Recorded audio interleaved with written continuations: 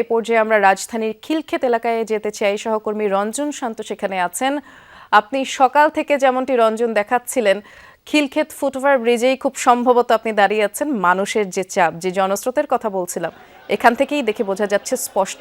আসছেন যারা নিশ্চয়ই প্রত্যাশার কথা জানাচ্ছেন, কি বলছেন তারা জানাবেন।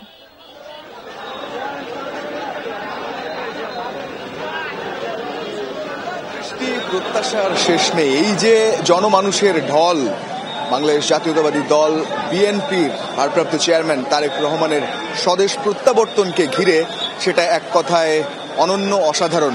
লাল সবুজের বাংলাদেশে সঙ্গে হলুদ রং ধানের শীষ প্রতীকের, সেটা এক অন্যরকম আলোকছটায় এই মুহূর্তে রূপ নিয়েছে তিলোত্তমা রাজধানী ঢাকায়। এবং যে দারুণ অপেক্ষা, একটা সুখের অপেক্ষা বলা যায়, কারণ এত অপেক্ষার পর তিনি আসবেন। এই মুহূর্তে ঘড়িতে 9:12, তিনি এই ঘন্টাতেই নামবেন। আধ ঘন্টা পর বলা যায়, বা 9:55 দিকে সিলেট ওসমানী আন্তর্জাতিক বিমানবন্দরে, তারপর 1 ঘন্টার ট্রানজিট শেষে তিনি ঢাকায় আসবেন। সেই সমস্ত আপডেট তো সবাই পেয়েছেন। আমি এই মুহূর্তে খিলক্ষেতের ফুটওভার ব্রিজে নেই, তার নিচে, কারণ ফুটওভার ব্রিজের নিরাপত্তার চাদরে এখানে ঢাকা, এবং কোনো ধরনের সাধারণ মানুষ সেখানে অ্যালাউ করছে না আইন শৃঙ্খলা বাহিনী।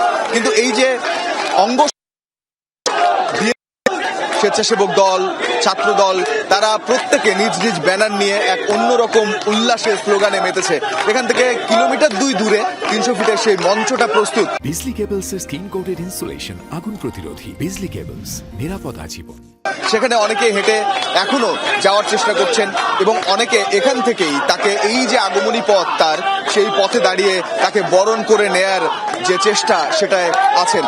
কিছু কিছু ট্রেন এরই মধ্যে প্রবেশ করেছে। ঠিক আমরা জানি যে কিছু রিজার্ভ ট্রেন রয়েছে, অন্তত 10টা ট্রেনের কথা শোনা গেছে, সেগুলো আমি দেখেছি এখান থেকে প্রবেশ করেছে। এবং মানুষ যে চোখে মুখে স্বপ্ন নিয়ে, আগামীর বাংলাদেশে, নতুন বাংলাদেশে যে স্বপ্ন নিয়ে, যে একটা রাজনৈতিক পরিবর্তন, একটা বিপ্লবের স্বপ্ন নিয়ে তারা এই জমায়েত হয়েছেন, সেই স্বপ্ন পূরণ হবে তাদের কথায়, তারা সেটা বিশ্বাস করেন। এবং যেহেতু ঢাকায় প্রথম তিনি পা দিবেন, আমরা জানি সিলেটে তিনি থাকবেন বিমানেই, সপরিবারে তিনি যেহেতু আসছেন, স্ত্রী আসছেন, কন্যা আসছেন, কিন্তু ঢাকায় তিনি প্রথম পা দেবেন। এবং আমি অফিসিয়াল যেহেতু সূত্রে এখনো কনফার্ম করেনি, তবুও যেটা শোনা যাচ্ছে যে তিনি খালি পায়ে বাংলাদেশের মাটিতে পা রাখতে পারেন, সেরকম একটা কথাও শোনা গেছে। তবে তার আগে এই যে জনসমাবেশ, এই যে জমায়েত, এবং আইন শৃঙ্খলা বাহিনী, দেখুন যে রাস্তাটা, যে রাস্তায় আমি সকাল থেকে দেখেছি পুরোপুরি স্ট্যাক হয়েছিল, লোকাল বাস থেকে শুরু করে ব্যক্তিগত যানবাহনে, সিএনজি থেকে শুরু করে সবকিছুই স্ট্যাক ছিল, সেই রাস্তাটাও কিন্তু ক্লিয়ার করে দেওয়া হয়েছে এই মুহূর্তে। রাস্তা স্মুথ, এবং এখানে এই পথটা দিয়ে যদি তিনি আসেন, এ কারণে এই পথটা যেহেতু এয়ারপোর্ট থেকে 300 ফিট অভিমুখে যায়, তো সেই পথটা পুরোপুরি পরিষ্কার করে দেওয়া হয়েছে। এখানে কোনো লোকাল বাসের ভিড় নেই, কিংবা যানজট একেবারেই আর নেই। দুপাশের রাস্তাই পরিষ্কার এই মুহূর্তে, এবং আইন শৃঙ্খলা রক্ষাকারী বাহিনী যারা রয়েছেন, তারা একটু পর পর এখানে টহল দিচ্ছেন, এবং তারা পরিষ্কার রাস্তা রাখার চেষ্টা করছেন। আর একটা ব্যাপার, যেটা এই যে জনসমুদ্র দেখছি আমরা, বা দেখছে প্রত্যেকেই পুরো বাংলাদেশ, এই জনসমুদ্রের মধ্যে কোনো বিশৃঙ্খলা নেই, একটা সুশৃঙ্খল পরিবেশ, কোনো হট্টগোল নেই, কোনো মারামারি নেই।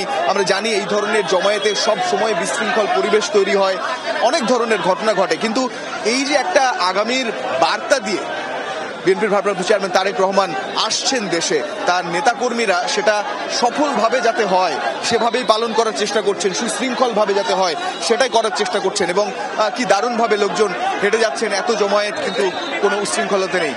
আমরা জানি যে এসএসএফ তারা আসলে নিরাপত্তা দিচ্ছে না, তবে চেয়ারপারসন সিকিউরিটি ফোর্স যেটা রয়েছে, সিএসএফ, তারা কিন্তু পুরোপুরি নিরাপত্তা দিচ্ছে তারেক রহমান, এবং বিভিন্ন স্তরে এই নিরাপত্তা বলয় আবদ্ধ করা আছে। আমাদের অন্যান্য সহকর্মীরা নিশ্চয়ই জানাচ্ছেন। তবে ঢাকায়, এই রাজধানীতে অবস্থানরত অন্যান্য বাহিনী যারা রয়েছেন, তারা কিন্তু সবাই অ্যাক্টিভ এবং সবাই কর্মরত।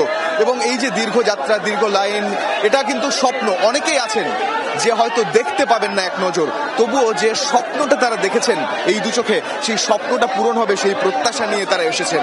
এই জেনারেশন তো তাকে দেখেইনি, দীর্ঘ 17 বছরেরও বেশি সময়, 1.5 যুগ সময়, কম কথা নয়। প্রিয় মানুষের জন্য অপেক্ষার প্রহর, আপনি নিজেই বৃষ্টি জানবেন, যদি কারোর জন্য 1 মাস 2 মাস বিদেশ বিভুঁয়ে আপনার প্রিয় কোনো মানুষ থাকে, তার জন্য অপেক্ষা করে থাকেন, সেটাই তো অনেক লম্বা হয়, সেটাই তো অনেক কষ্টের মনে হয়। সেই অপেক্ষার প্রহরই যেন ফুরোয় না। তাহলে এই নেতাকর্মীদের গত 1.5 যুগের যে অপেক্ষা, সেই মহেন্দ্র খন যখন চলে আসছে ঘন্টাতে, যুগের পর বছর পেরিয়ে, মাস পেরিয়ে, দিন পেরিয়ে যখন ঘন্টাতে, তখন তাদের উত্তেজনা আকাশচুম্বী। এবং সেই উত্তেজনার মাঝেও তারা চেষ্টা করছেন যে সুশৃঙ্খলভাবে আমন্ত্রণ জানাতে, স্বাগত জানাতে আগামীর বাংলাদেশ। এবং সবার আগে বাংলাদেশ যে প্রতিপাদ্য বিএনপির ভারপ্রাপ্ত চেয়ারম্যান তারেক রহমান দিয়েছেন, সেটা মেনেই কপালে ছাত্রদল, স্বেচ্ছাসেবক দল কিংবা বাংলাদেশ জাতীয়তাবাদী দল বিএনপির তাদের যে ফিতা সেটা বেঁধে এসেছেন। লাল সবুজের পতাকাও যেমন হাতে আছে, তেমন হাতে আছে নিজেদের প্রতীক ধানের শীষ, তেমন আছে নিজেদের দলের পতাকা। আর কণ্ঠে স্লোগান, চোখে স্বপ্ন, সেটা তো আছেই। এক অন্যরকম পরিবেশ তৈরি হয়েছে এয়ারপোর্ট থেকে খিলক্ষেত হয়ে 300 ফিট অভিমুখে। এবং বাংলাদেশে যে অস্থিতিশীল পরিবেশও বিরাজ করছে, জুলাই পরবর্তী সময়ে যে সময়টা পেয়েছে বিএনপি, সেই সময়টায় এই অস্থিতিশীল অবস্থাকে পরিবর্তন করতে আগামী যে জাতীয় সংসদ নির্বাচন আছেন তার আগে তিনি দেশে এসে পৌঁছাচ্ছেন এবং সেই নির্বাচনে অংশ নেবেন। তাদের দলের কর্মী সমর্থকদের প্রত্যাশা তিনি নির্বাচিত হয়ে সেই আসনটাতে বসবেন, যে আসনটাতে বসে তিনি নতুন স্বপ্ন দেখাতে পারেন এই নতুনের বাংলাদেশকে। এবং বারবারই বলছেন তারা যে এই দীর্ঘ 17 বছর 18 বছর শুধুমাত্র তো অপেক্ষা নয়, নিজেকে প্রস্তুত করা, নিজের দলকে প্রস্তুত করা। দেখুন এই ধরনের বন্দি জীবন, প্রবাস জীবন, নির্বাসন জীবন কিন্তু রাজনৈতিক ইতিহাসে হয়েছে। এর আগে আমরা ফিলিস্তিনের ইয়াসিন আরাফাতের কথা জানি, আমরা পাকিস্তানের বেনজির ভুট্টোর কথা জানি, আমরা নেলসন ম্যান্ডেলার কথা জানি, যদিও তিনি গৃহবন্দী ছিলেন। তো এই যে দীর্ঘ অপেক্ষার পর নিজে শিখে জেনে নিজের দলকে সমৃদ্ধ করে এক সুতোয় গেথে শুধরে নিয়ে নিজেদেরকে একটা নতুন বার্তা দিয়ে, আগামীর বার্তা দিয়ে একটা সুন্দর উদার গণতান্ত্রিক বাংলাদেশ প্রতিষ্ঠা করার যে প্রত্যয়, সেই প্রত্যয় নিয়ে অবশ্যই এই সমাবেশে সবাই যুক্ত হয়েছেন। এবং এই যে জনমানুষের ঢল, সেই ঢল পৌঁছাবে 300 ফিট অবধি। তিনি যতক্ষণে পৌঁছাবেন এই রাজধানী ঢাকায়, তার মাতৃভূমি বাংলাদেশে, এই প্রত্যাশা নিয়ে তারা যাচ্ছেন, এক নজর দেখবেন। এই প্রত্যাশা নিয়ে তারা যাচ্ছেন, তিনি যে কৃতজ্ঞতা প্রকাশ করবেন সেটা সাদরে গ্রহণ করবেন, তার চোখে সেই স্বপ্নটা দেখবেন। এবং বাংলাদেশের রূপরেখা পরিবর্তনের অন্যতম একটা সেরা দিন হয়ে থাকবে এই 25 ডিসেম্বর 2025। বৃষ্টি, এই ছিল খিলক্ষেত থেকে আমার কাছে সবশেষ। চমৎকার বলছিলেন রঞ্জন শান্ত। 2025 সালের 25 ডিসেম্বর বড়দিন এবং বিএনপির ইতিহাসে, বাংলাদেশের রাজনৈতিক ইতিহাসে নিঃসন্দেহে একটি বড়দিন।